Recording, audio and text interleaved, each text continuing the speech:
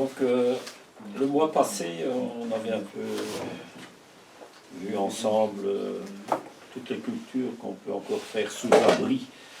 Abri, ça peut être une couche, ça peut être une serre, surtout les petits tunnels. Donc, on avait un peu vu tout ce qu'on pouvait y mettre et le rôle des abris. Et bon, je n'ai pas su terminer parce qu'on était arrivé, le temps qui était passé. Donc, ici, je vais peut-être un peu plus expliquer au niveau pratique comment on peut faire dans une serre, comment bien organiser sa serre. Et je vais vous donner un petit peu des exemples de ce que je pratique. Bon, c'est pas l'évangile, bon, chacun il fait ce qu'il veut, mais bon, ça donne quelques pistes pour bien organiser ses cultures en serre. Alors, on a vu qu'on pouvait faire encore des semis directs dans le sol, des plantations, ou des repiquages, ou bien des remisages de légumes en serre, pour les protéger du froid. Donc on va un peu voir tout ça, pour combiner tout ça dans un lieu assez restreint. Bon, il y a quand même des gens qui ont parfois une, deux, plusieurs serres. Ben voilà, on peut jouer là-dessus. Alors, faut-il faire une rotation des cultures en serre? Ben, je pense que chacun a déjà pu expérimenter la chose. Et souvent, lorsqu'on achète une serre, les premières années, on laboure avec... labourer, hein, la remplir avec des tomates. Hein. Souvent, on achète une serre, c'est parce qu'on a eu des déboires en pleine terre et on se dit, bah ouais, maintenant que j'ai un abri, je vais mettre ça plein de tomates et voilà. Bon, ça marche pendant quelques années, hein, quelques saisons, ça marche. Après, tout d'un coup, la production, elle chute.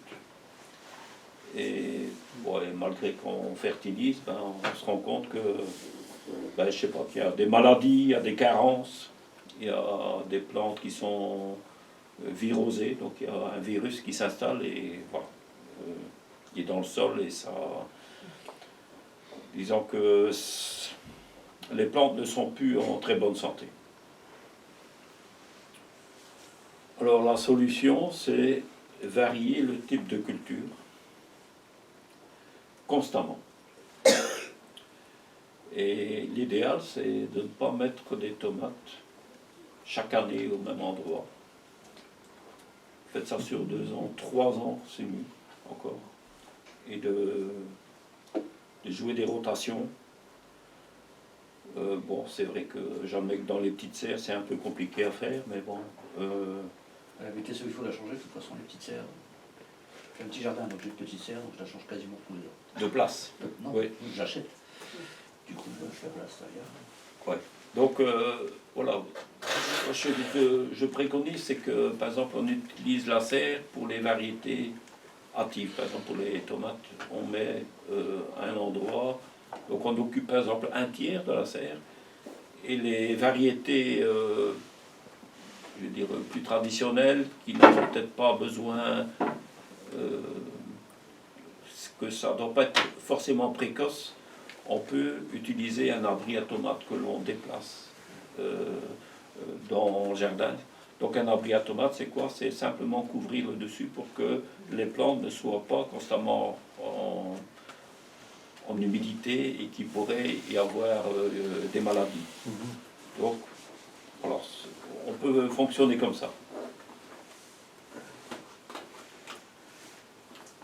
Alors, donc, s'organiser en serre,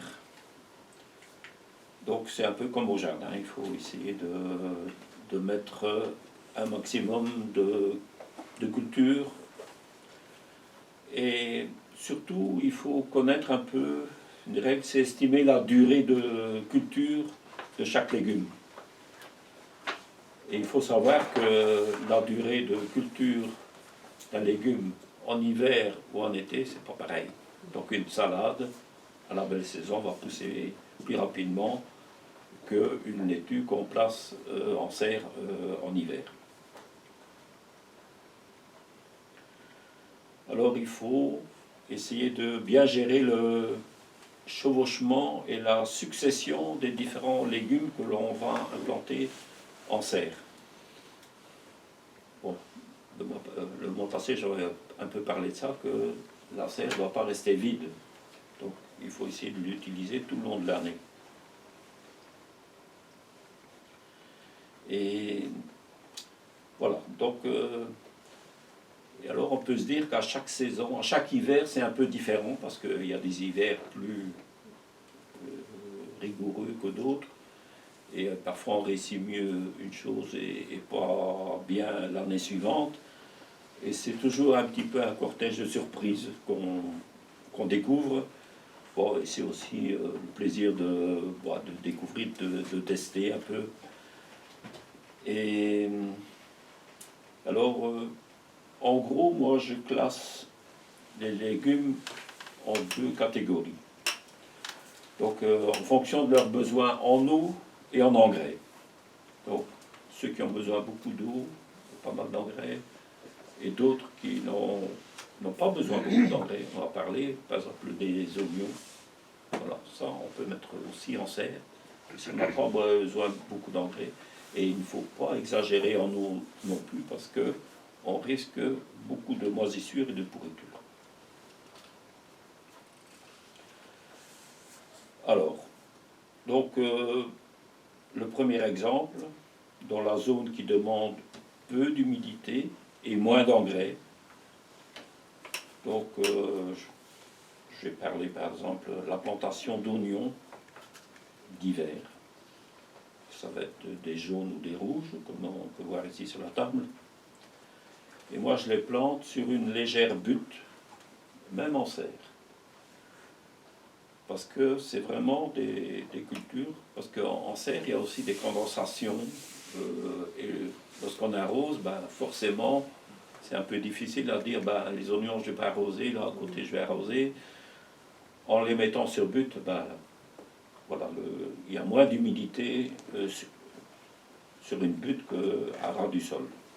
Donc moi, je fais des rangées d'oignons. Donc je fais des buttes, des légères buttes, hein, c'est peut-être que 5 cm, et sur 25-30 cm de largeur, et je mets des oignons sur chaque flanc des buttes. En pleine terre, je les plante par 3. Donc ici, je fais pareil. Donc j'ai un petit outil là que j'enfonce. Il y a 3 petits trous et j'enfonce. Donc je les plante par groupe de 3. Et je les espace de 25 à 30 cm sur un flanc de la butte. Et de l'autre côté, je fais pareil, mais en quinconce. C'est-à-dire que si j'ai une plantation d'un groupe d'oignons d'un côté là, de l'autre côté, je viens de les mettre entre deux sur l'autre flanc. Ça fait que sur ce flanc, sur cette butte, j'ai déjà pas mal d'oignons en fonction de la longueur. On a vite 25, 30 bulbes. Donc c'est intéressant. Je reproduis cette butte à 1,20 m, 1,40 m plus loin. Je refais pareil. Donc aussi des oignons. Donc ça me fait quand même de 50 à 60 oignons, de très peu de place. Et entre deux, je peux encore cultiver. Au pied de chaque butte, donc, je sème une large ligne de mâche. Donc sur une largeur d'une dizaine de centimètres, je sème voilà, au pied de chaque butte. Donc ça fait que au milieu, j'ai encore un espace que je vais garder pour semer au printemps des carottes hâtives. Si vraiment, donc cette zone-là peut servir éventuellement pour aller récolter la mâche tout le long de l'hiver, donc c'est plus facile. Bon, si on veut vraiment pousser à l'extrême, on peut encore au milieu venir repiquer des laitues qu'on a semées en godet ou en alvéole, et venir les repiquer. Ces laitues seront consommées avant le semis de carottes hâtives. Non, la mâche restera au pied des buttes, et c'est au milieu qu'on peut planter des laitues. Et c'est là qu'à partir de mi-février, je vais semer mes carottes hâtives.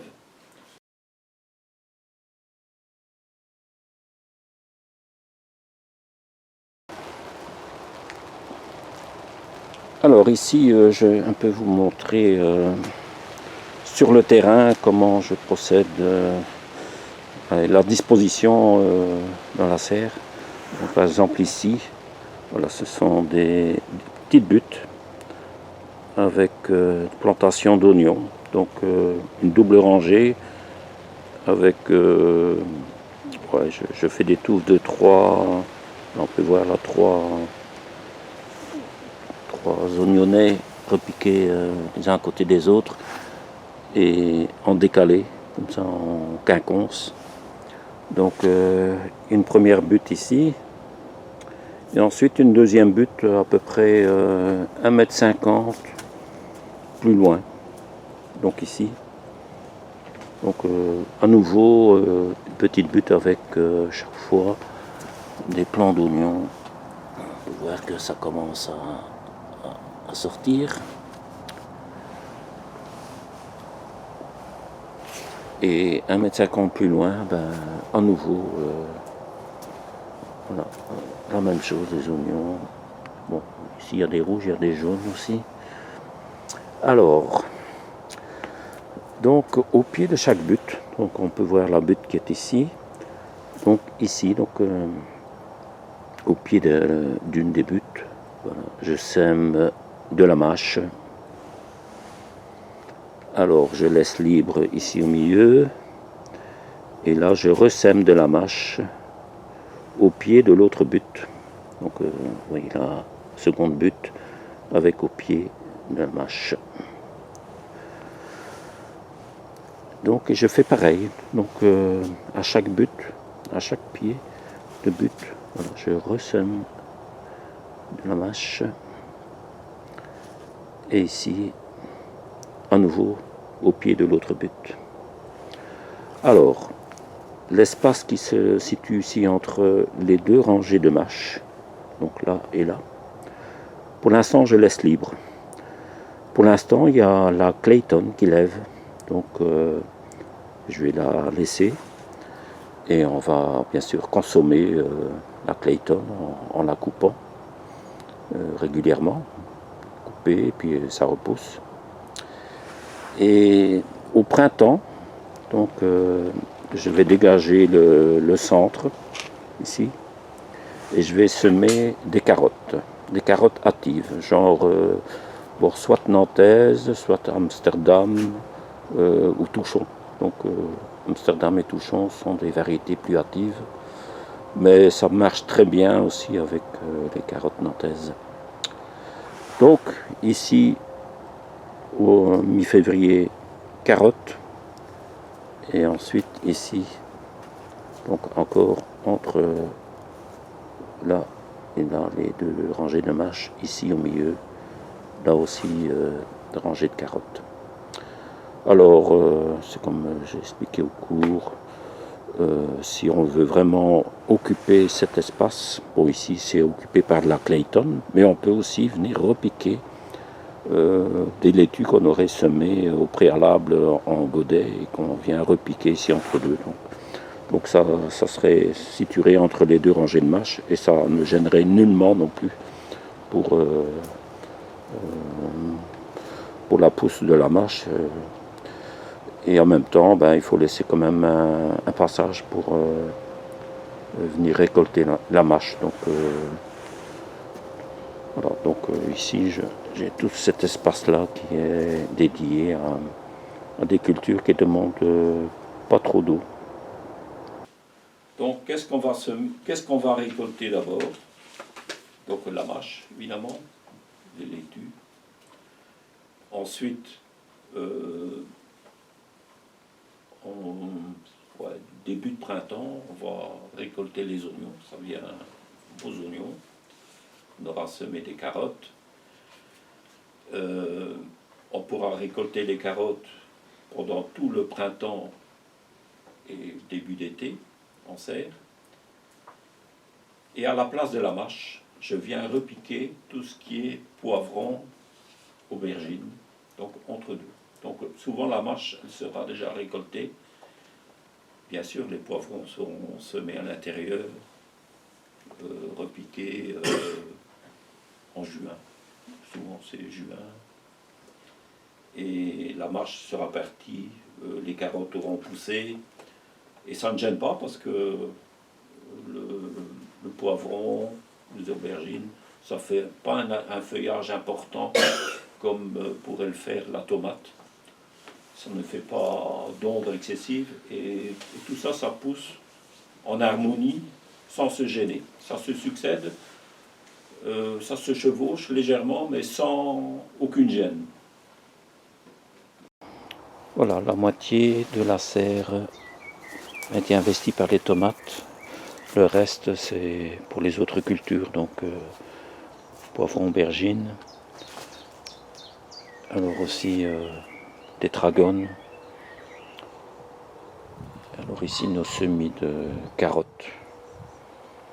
On a fait très tôt au printemps et voilà, on peut déjà commencer à récolter d'ailleurs. Donc ils ont déjà 10-12 cm de longueur, donc c'est déjà un beau calibre. Et la grosseur du petit doigt, donc c'est la variété d'Amsterdam. On peut regarder peut-être ici, voilà, on peut voir. Voilà, ça commence à bien grossir. On peut éclaircir un peu pour laisser la place aux autres. Donc les oignons radars commencent à se coucher, donc sont mûrs, donc aussi avec la chaleur qu'on a eue. Mais évidemment, donc c'est déjà une belle taille, donc ici, voilà, c'est tout à fait comestible. Ici un petit parterre de basilic qui adore la chaleur aussi, donc la serre leur convient parfaitement.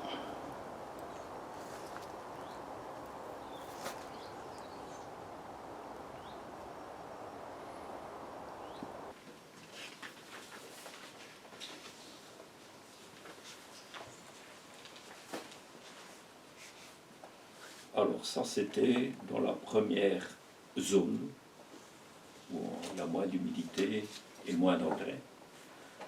Dans l'autre zone, là, c'est un endroit où on mettra plus des légumes qui ont besoin davantage de nourriture et d'humidité. J'en ai parlé le mois passé, c'est là qu'on va repiquer les scaroles, les endives, les laitues qui viennent de l'extérieur, donc du jardin, qu'on vient repiquer à l'intérieur, dans la serre. Et ça pousse pendant tout l'hiver. Donc, c'est aussi des endives frisées ou des scaroles qu'on aura enlevées avec une grosse motte et qu'on viendra mettre en serre pour qu'elles soient protégées du froid, des premières gelées. Donc tout ça, ça a besoin quand même un peu d'eau. On arrose entre deux, pas sur les plantes, mais entre deux. Alors, dans cette zone-là aussi, les choux hâtifs. On a parlé de choux hâtifs que l'on a semés à partir de mi-août, septembre. On a peut-être repiqué en godet. Les choux hâtifs, il y a les blancs, les choux pointus.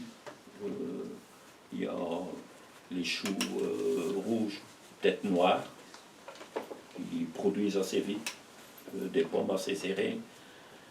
et des petits choux verts, les choux de mai, on peut mettre aussi.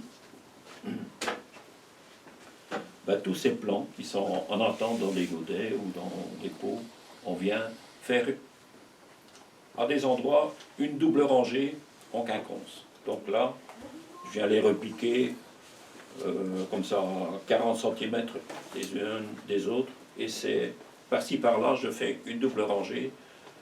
Mais vraiment, c'est pour avoir quelques choux actifs intéressants à manger à partir du printemps.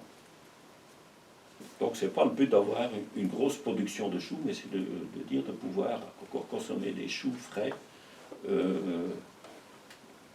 au début d'été, jusqu'au début d'été. Pour les choux-fleurs, c'est pareil. Les choux-fleurs actifs, donc d'Erfurt, par exemple, ça convient très bien aussi. C'est aussi des choux-fleurs qu'on aura plantés, semés à partir de mi-août, septembre. Si vous ne l'avez pas fait, parfois on peut encore trouver de ces choux, des plants de choux en jardinerie. Et là aussi on fait pareil, on fait une rangée par-ci par-là. Donc, pendant l'hiver, on va consommer nos scaroles, nos laitues, au fur et à mesure de nos besoins. Et même s'il en reste, au printemps, donc à partir d'avril, on va venir repiquer nos premières tomates que l'on a semées à l'intérieur. On va venir implanter ça entre ces salades qui sont en cours de récolte, et toujours veiller qu'à l'endroit où on implante un pied de tomate, il ne faut pas que la scarole prenne le dessus sur la tomate, parce que la tomate risque de souffrir. Donc il faut récolter certains endroits où on va implanter des tomates, et pour qu'il n'y ait pas de concurrence. Parce que j'ai déjà eu l'expérience que je m'étais dit, bon, je ne sais pas tout manger en même temps, ben, le pied de tomate peut en souffrir s'il y a vraiment concurrence avec la grosse carole là, qui est à son pied.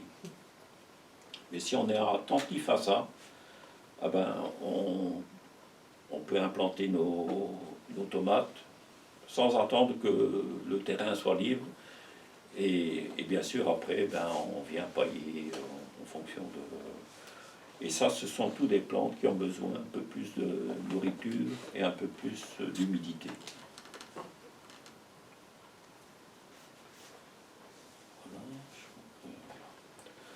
Alors, il y a encore une zone qu'il faut prévoir pour les primeurs.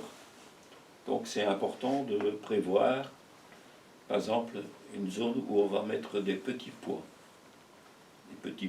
nains, donc en serre. C'est intéressant de... Et ça, je prévois dans la zone tomate aussi. Donc, par exemple, sur le bord de la serre, le long de la bâche ou de la vitre, je prévois une zone où je mets des petits pois nains. Alors, on peut voir aussi que bon, j'ai mis des petits pois là le long de la paroi. Donc on pourrait dire, oui, ça va peut-être gêner pour les tomates, mais non, les tomates viendront 30-40 cm de la paroi. Donc les petits pois, eux, pousseront vraiment sur les côtés, donc il n'y aura vraiment pas de souci de voisinage. Donc ça ne va pas se gêner du tout. Les mange-tout, ou pois gourmands en France, poussent très vite et forment très rapidement des petites gousses que l'on peut manger très vite au printemps. On peut aussi mettre des petits pois à écosser, mais ça prend un peu plus de temps. De ne pas mettre de ceux à rame, parce que il faut se dire que les nains, les pois nains semés en serre, viendront plus haut que ceux que l'on sème en pleine terre, parce que il y a un peu plus de chaleur, un peu plus, voilà, un peu moins de lumière.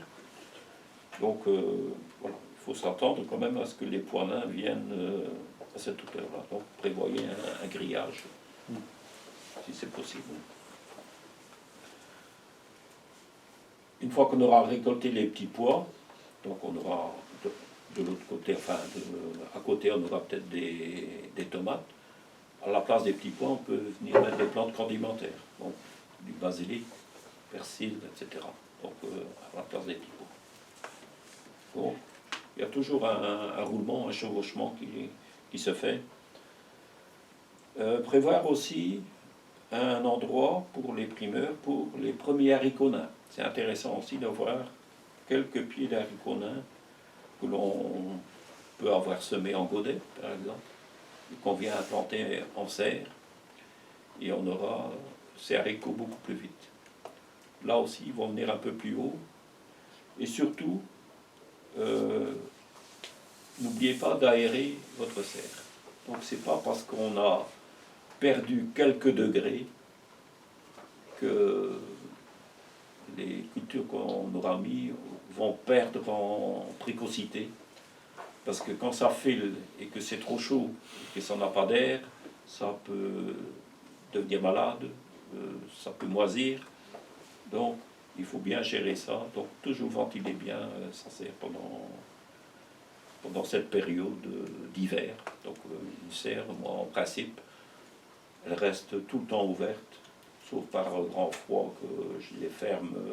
Bon, la nuit on peut fermer pour garder une certaine chaleur résiduelle dans la serre, mais en journée il faut ouvrir. C'est que lorsqu'il fait vraiment très froid, qui gèle beaucoup, qu'on peut dire, ben, on en trouve un peu, juste pour dire de ventiler, parce que les moisissures peuvent faire pas mal de dégâts, autant que le gel. Voilà, j'ai à peu près dit ce que je pratique, moi, dans les serres. Bon, j'ai de la chance d'avoir quelques grandes serres. Bon, j'ai une serre chez moi, j'ai 2 grandes serres au jardin d'Albec. Donc voilà, ça me permet de faire pas mal d'expériences et d'avoir pas mal de légumes précoces. Voilà, je ne sais pas s'il y a des questions là-dessus. Déjà maintenant, préparer la serre? Ah, Faire les semis, les moi, mâches. mes semis de mâche sont faites. C'est pas trop tard. Seulement, cette mâche, vous allez seulement l'avoir à la fin de l'hiver. Donc souvent, on arrache les tomates, bon, fin octobre, début novembre, bon, tout est enlevé en principe. Et là, tout de suite, il faut, bon, j'avais un peu parlé de ça le mois passé, donc bien arroser, nettoyer les parois intérieures pour avoir un maximum de luminosité, l'extérieur éventuellement aussi. Et alors, on peut venir implanter tout ce que je viens de dire ici. Bon, importer des légumes qui risquent de geler à l'extérieur, les implanter à l'intérieur. Ben, tout ça, j'ai un peu dit le mois passé. J'ai un peu rappelé ça en grosses lignes aujourd'hui. Mais voilà, la serre n'est pas vide. Moi, j'ai déjà fait tout ce qui est semis d'oignons, d'ail et d'échalotes dans la serre. Ouais. J'ai déjà, au niveau place, c'est déjà très réduit parce que c'est très petite, c'est une degré Ouais. carré. Ouais. Mais je ne vais pas tout rechambouler, quoi. Non. Mais Comme ça, c'est je pour pense dire que Ça me parfois on peut s'organiser en disant tiens, je vais mettre plus de serre, mais c'est pas perdu. C'est quand même des périodes où les légumes se font plus rares et surtout à la fin d'hiver. C'est-à-dire que maintenant on trouve encore un peu de ça, même au jardin, mais une fois que si on a encore du gel, ben voilà, il y a quand même une partie qui est décimée, que voilà. Et je trouve qu'une serre est encore très intéressante à la fin de l'hiver et au printemps. Et il ne faut pas que penser aux tomates, aux poivrons. Et tout ça, ça vient. C'est toujours Ça, j'ai pensé cette année. ouais, c'est toujours des choses qu'il faut prévoir. Et je crois qu'en s'organisant bien, on arrive à en tirer un maximum de nos abris, quoi. Et toujours pailler son sol. Voilà, donc ouais, ce que je n'avais pas dit, c'est que par exemple au niveau des poivrons, une fois qu'on a planté ces poivrons et qu'on a récolté la mâche et tout ça, ben on vient pailler aussi avec un paillage nutritif. Hein. On peut mettre du broyat, on peut mettre du compost, on peut. Voilà, il faut vraiment que ça soit couvert, qu'on garde de l'humidité, que la terre soit nourrie. Parce que le sol travaille les 4 saisons, en fait, c'est ça ce qu'on Voilà. pense pas. Donc, et surtout en serre, puisque c'est un milieu quand même où il fait un peu plus chaud. Donc l'activité bactériennes, des champignons, des vers de terre, s'il y a de l'humidité, ben, tout ça, ça continue. Et ça, j'ai un peu parlé un peu plus de l'activité des vers de terre à une prochaine séance. J'ai occupé de bouquiner là, sur des trucs là. Ah, ça va être intéressant, je crois, pour nous de connaître un peu comment fonctionne. Il y a différentes sortes de vers de terre. Enfin, je ne vous en dis pas plus, mais je crois que pour cet hiver, ça sera bien de revoir un peu ces bases et de justement travailler en conséquence dans notre jardin. De ne pas avoir des terres nues, etc. Donc tout ça, on va un peu approfondir. Il y a un danger quand on met des forts frileuses, donc tu dis que tu mets déjà les premières tomates au mois d'avril, même les haricots. Parfois dans la serre, ils gèlent autant que dehors. Donc là, quand il prévoit des gelées, il faudra quand même protéger. Sinon, on risque... Oui. Mettre un radiateur dans la serre. Pas nécessairement. Mettre un voile, Oui.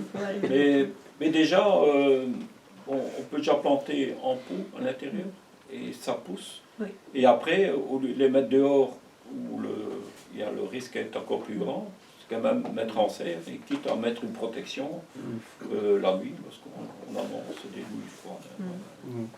Ça vaut la peine. Ben, le petit pois, lui, il ne craint pas le froid. Non, Il y a le beaucoup petit moins de pois, risques. Le petit pois, ben, voilà. Et le Là haricot- aussi, je le mets en février. Le haricot, à moins de 0, il est fini. Ah Hein. Ouais, le haricot. Mais le haricot, ça vient après, mais c'est intéressant d'avoir ça aussi en Ah, primaire. disons qu'une année sur 5, on aura peut-être une perte, mais au moins on a 4 années qu'on a un bénéfice. On peut prévoir encore des plantes à remplacer Puis éventuellement. si on se dit, bon, le haricot, il a été pris vers l'enlevé, ben, c'est rien, c'est dans le verre, on le recycle. Pour les buts, on peut faire du... On peut les faire avec du terreau de réemploi. Ben, moi, je ramène un peu la terre telle qu'elle. Donc, moi, je rajoute pas. Donc, je ramène chaque fois un peu la terre. Et ces endroits-là, ben voilà, c'est un peu J'ai plus. une petite zone de compostage que j'ai enlevé toute la matière. J'ai pas été sur terre. Ouais. Que cette zone Mais les oignons n'ont pas besoin d'engrais. C'est vraiment autre chose. J'ai mis cette terre-là en sac pour l'année prochaine. C'est pas un problème. Non, tant que ça reste humide. C'est ça, Voilà. parce que cette zone, je l'ai mis en place pour l'hiver. Et forcément, dessus, il va revenir, c'est à côté du poulailler, donc va revenir le fion de poule, et puis les déchets de paille, etc. Parce qu'on a toujours intérêt, on dit stocker des choses, ouais, si on voit l'usage qu'on pourrait en faire. Mais n'oubliez pas que votre sol, lui, il a besoin de la bouffe. Ouais. Donc, tout ce qu'on stocke, qu'on met dans les bacs à compost, n'est pas au jardin. Et le jardin, les vers de terre, tout ça, Ah, j'ai qu'une petite ça a besoin de la bouffe. Ah, ouais. Donc, Ça, je fais pas les rêves. donc c'est ça. C'est Il ne juste faut pour pas savoir. oublier de nourrir. Hein. Donc le but principal, c'est nourrir le sol pour que le sol nourrisse nos plantes. Et éviter de trop tout ce qui est taille d'hiver. Si c'est trop dans le sol, si on met trop des branches ou des choses secs, on vient avoir un humus stable comme dans les forêts par exemple. Et là du coup c'est difficile de planter dans ce sol-là parce que l'humus est trop stable et c'est pas ce qu'on cherche. Enfin je pense en tout cas que si on vient apporter trop de matière carbonée, alors là on vient bloquer en fait, on vient atteindre une certaine limite. C'est un petit peu peut-être la fin d'azote, hein, ça peut un peu se... Ouais c'est ça, on a dans un schéma de forêt par exemple, vraiment le sol en lui-même n'est pas, il est trop stable, donc il n'y a rien qui pousse comme des Et tomates. en forêt, il ne faut pas oublier que Ça dépend de le ce feuillage sens. des arbres, Ouais, vient réguler ce phénomène-là. non, mais c'est ça qui empêche aussi la pousse Ouais. des plantes, parce que toute plante a besoin de lumière. Ça dépend des essences aussi. Hein. Ouais, c'est Ouais, ça. mais les feuillus perdent leurs feuilles, donc Oui. du coup il y a plus de lumière qui rentre en hiver, mais une fois que Ah ben, le couvert la canopie là, est à nouveau là, ouais. voilà, ça limite fortement la pousse des autres arbustes. Donc tout ça c'est Oui. un cycle naturel. Hein. Ouais, c'est ça. Le compostage de surface, c'est une bonne idée, ça par exemple. Ah oui, toujours. Voilà. Les résidus de... Combien de temps faut-il attendre à peu près pour replanter les tomates au même endroit? Ah ben moi j'essaie, bon, 3 ans, c'est tous les 2 ans j'essaie. Allez, l'année suivante je ne me mets pas à cet endroit. Donc 2 ans, si on sait faire 3 c'est mieux. Et bon, c'est vrai au jardin d'Albec j'ai des serres en suffisance que je peux gérer de cette façon-là, plus encore un abri à tomates. Donc allez, chez moi j'ai moins ce choix-là. J'essaie tous les 2 ans de pas trop remettre au même endroit. J'ai 2 serres, donc je peux peut-être varier. Ouais, moitié, comme ça, parce qu'enfin une serre qui est mieux exposée que l'autre. Il faut Et... aussi bouger chaque année. Mais Chaque non, même année, endroit, non, les amis ne sont pas tout le temps au même endroit. Les mêmes tomates.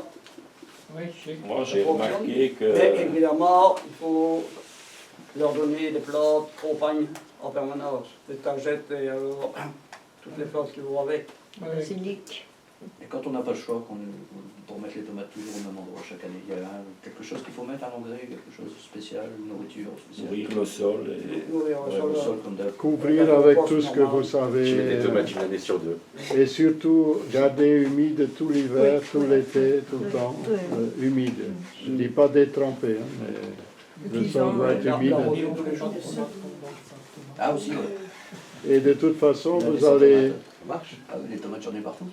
J'en ai aussi bien dans le jardin, j'en mets partout. Dans la chambre, dans le salon. C'est tout se recycle. Sur le mètre carré. On voit dans la grande serre, Maintenant, c'est un peu Gilbert, sauvage, quoi. on avait pu s'y Ah, mettre c'est- des ça fois, pousse des les tomates tomates pendant j'en mettais vraiment. des années. C'est Oui, il manque des une tomates lumière qui bruissent, aussi. qui redonnent les années. Et maintenant, Oui. Les tomates qui tombent. à cet endroit-là, il y a des tomates énormes. Hein. Ça revient chaque Je année. suis sûr que l'année prochaine, si on remet au même endroit, ça sera déjà moins. Ça, je suis sûr. J'ai jamais vraiment fait l'expérience, mais j'ai pas cette impression justement d'avoir moins que l'année précédente. Il faut surtout recycler toute la verdure des tomates à l'endroit où ce qu'ils vont revenir. Une tomate aime bien vivre ou repartir sur ses propres déchets, Et même s'il y a eu le mildiou. hein. même quand C'est elle pas- est humide. Ouais, ça, je recycle. Parce que le mildiou, lui, Et le, Il est dans l'air. il est là, latent, l'algue en Il est bille. toujours dans la là, nature. c'est Donc, selon les algues le- marines en bille. on ne sait pas s'empêcher Ouais, de... ouais, Parce que c'est bien de mettre Mais c'est les conditions favorables au développement de ce mildiou. Pas exagérer. Ouais, parce qu'il faut pas que ce Donc soit c'est trop, l'humidité Un peu de cendre de bois si et t'en as. certaines chaleurs à un La moment tomate a donné. besoin d'acidité. Présence d'humidité et de chaleur en même temps. Qui Et là, Oui, mais c'est alors qu'on a avec idéal. les algues, tu n'auras pas d'acidité Non, parce que c'est justement, c'est pas pour l'acidité. aéré, ouais. Une serre ouverte en permanence. Faut leur donner une garménique le dimanche. T'en as quelque sorte au vis-à-vis, ça c'est l'idéal. Leur donner à des tomates qui a des Voilà. algues. Merci. Bon appétit. Allez, bon travail.